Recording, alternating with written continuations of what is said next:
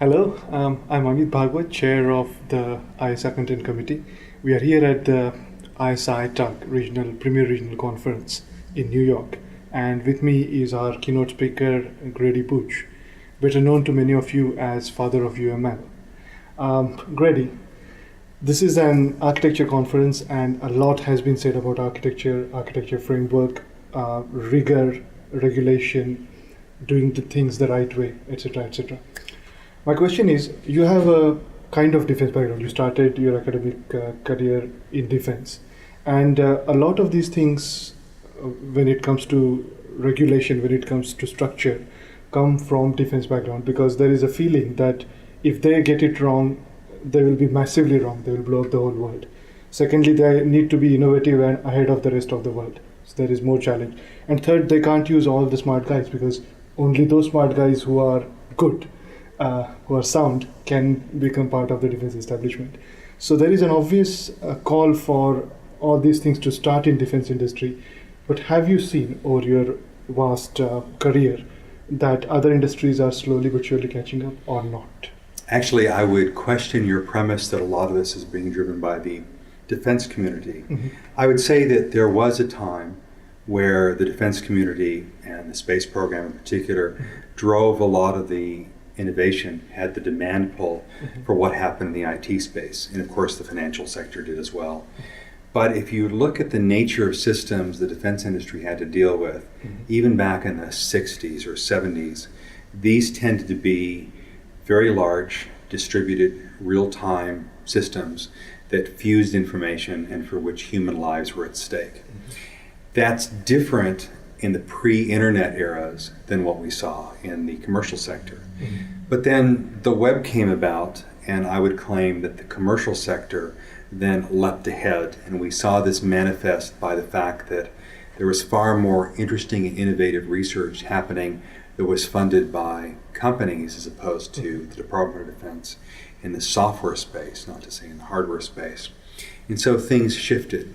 Whereas the DoD had at one time led in the delivery of software-intensive systems, increasingly in the post-internet era, the commercial world began to lead because they were the ones who were building these web-centric, complex, global, distributed, real-time systems. Not to say that there's a synergy between the two, because there's much to be learned in the commercial sector from what happens in the defense sector, and vice versa. And each has their own strengths and weaknesses, but I think each has things from which they can learn from one another. In the current situation right now, it's interesting to see, on the architecture perspective, the fact that the DoD in the US has a thing called DODAF, the Department of Defense Architecture Framework. NATO has its own, the NATO Architecture Framework, and the UK has the MODAF, the Ministry of Defense Architecture Framework. Whereas in the commercial sector, you have ZACMAN and TOGAF and Beam, and there are, by my count, about 20 other kinds of things in that space. So there's a vibrancy going on in the architecture space from which I think both communities are learning from one another. Next thing about what makes a framework. Now, incidentally, TOGAF came out of TAFIM, which came out of defense. So many of them have had an ex-defense pedigree, but yes, as you are saying quite correctly, a lot more involvement and a lot more non-defense thing is happening now. But also, increasingly, the frameworks are about a few principles, a few guidelines, and a kind of bill of materials. So, for example, if you look at DODAF, it is telling you there are these facilities available in Navy, in Air Force, wherever else. And it's not really a prescriptive thing. It's where to look for things and a few principles. Is that the right approach, and pros and cons of that? Well, let me assess what I see in the marketplace of ideas right now and then make an opinion upon what I think will happen and what should be. If I lay out the various architectural frameworks, and I'm actually involved in an effort right now along with a gentleman by the name of Tilak Mitra, who is a gentleman who works for IBM Global Services, where we're setting out and saying we need to learn more about the frameworks that are out there. So we've identified 20 or so frameworks that exist in the marketplace, and we're simply looking at what views they support. One of the things we know that transcend all the view models is that having multiple views is an important thing.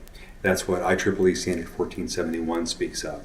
And therefore you have these frameworks, TOGAF, MODAF, DODAF, NAF, FSAM and all the others coming out that have their own particular view of the world. And there's this curious muddle among them because some of them are really just pure views. DODAF in particular really focuses upon the views.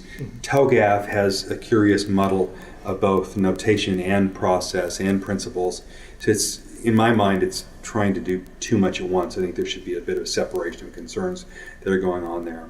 But if you look across this marketplace of ideas that's out there, of these multiple frameworks in the enterprise architecture framework space, you can observe that all of them agree that you need multiple views, but there is delightful disagreement upon what those views should be. There is probably a mapping between many of them, but there's different emphasis, differences of stakeholders, different representations that go on. And the result, the marketplace, despite who you might talk to of each one of those framework groups, doesn't have any consensus, nor is there dominance among many of them. My market research, and ISA I think confirms this in their market research, is that while a lot of these frameworks are out there, there aren't that many folks that are using them to change their business. My gut says DODAF and MODAF probably have greater use of any of the frameworks because of the mandates associated with them. So what I've learned from that process is we are in a period of vibrancy and the marketplace hasn't decided which is right. But I think there will over time come to a degree of some closure as to what views make sense. And that I think is reasonable to get stability on.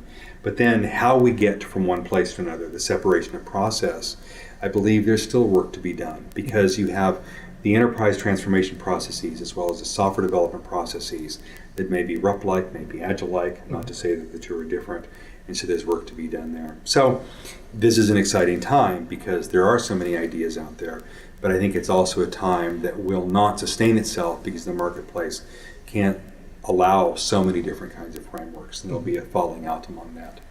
Now that being said, the last thing I'd mention is one of the looming issues is that we have a lot of vibrancy going on in the enterprise architecture framework space, but in the solution space, the technical architecture, the dominant winner seems to be some variant of Philippe Khrushchev's 4+1 model view.